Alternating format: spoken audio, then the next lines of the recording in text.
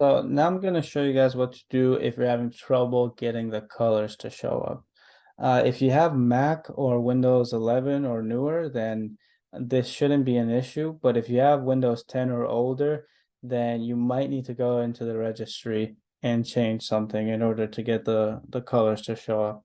So in order to do that, we have to go to Registry Editor. It's going to make changes to your computer. You hit yes. And then when you open it, it's going to look like this. And you're going to want to go to H key current user, click the drop down, and then go to console and click on console. And then from there, scroll all the way down until you get to this virtual terminal level, which is going to be all the way at the bottom. You might see this, you might not. If you don't see this, that's fine. If you do see this, that's also fine.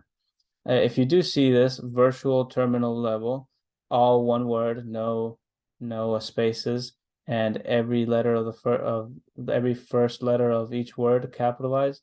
So capital V virtual, capital T terminal, capital L level. If you do see that, then double click it and you'll get this window. And if this is a 0 in here, then you're going to want to erase it and change it to a 1 and then click OK. And you'll see it right here on the right side of it if it's a 0 or a 1. So mine is a 1, that's why my colors are working. If it's a 0, then it's disabled, and so you're not going to be able to get those colors. You want to enable it to enable the ANSI escape codes, and you can actually use them in the virtual terminal, and you can actually see the code or the color, I mean. So another thing that can happen is you might not even see this here, and that's okay too. So I'll pretend that mine is not here. I'm going to copy it really quick, and I'm just going to delete it. So mine is not there anymore. So what do you do if it's not there? What you do is you go to editor, or you go to edit, then you go to new, and then you go to dword 32-bit value. And then you'll get a new one here. And I'm just going to paste it because I just copied it. But in that name, when you're entering the new D word, in the name, you want to put it as virtual terminal level. Just how it's spelled right here, no spaces, and the first letter of every word capitalized. So virtual terminal level, I hit enter. And at first, you might be able to see right here on the right, it's all zeros. We don't want that. We want it to be a 1.